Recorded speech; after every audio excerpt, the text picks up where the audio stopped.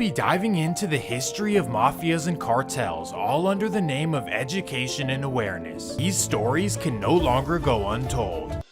Jalisco New Generation. Power, takeover, and total destruction, all in the name of massive profits. Today, the cartel is worth over $50 billion. But with this money comes a whole lot of problems. Jalisco New Generation has caused an immense amount of damage in order to gain their wealth. They have overtaken national forces, decimated their opposition, and taken control of much of Mexico, all in just 13 years. But in order to understand how this happened, we must go back to the start.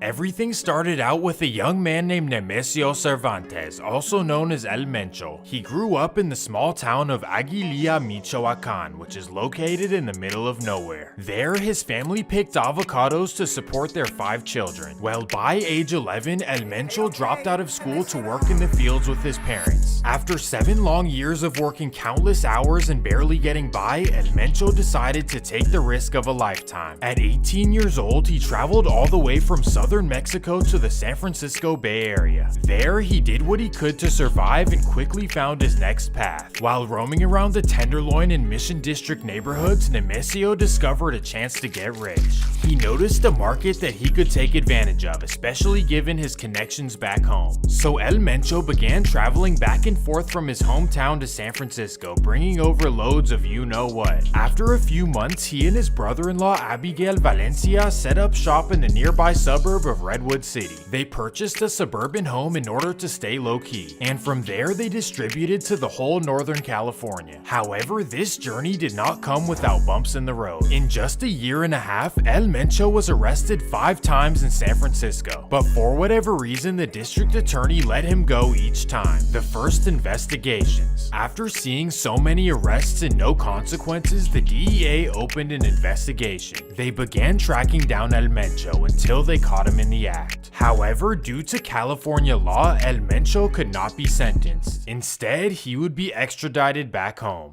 Upon his return to Mexico, El Mencho decided to join the federal police. Now, you may be thinking that this is against the code of the streets. However, in Mexico, they play by a whole different set of rules. Down there, it's very common for police officers to be criminals and vice versa. In fact, some people join the police force as a way to get connected to the cartels. And for El Mencho, this is exactly what he did. While patrolling the Jalisco region, he got connected to the Milenio Cartel. This is a smaller cartel that was formed by avocado farmers in the Michoacan region. Because of this similarity, El Mencho had serious trust for the leadership. Milenio was led by Oscar Valencia, also known as El Lobo, and early on, rumors say that he took a great liking to El Mencho. So Mencho saw the opportunity and was willing to do anything to climb the ranks. So he opted to begin at the lowest rank. This meant handling any task they may need. And by task, I hope you know what I mean.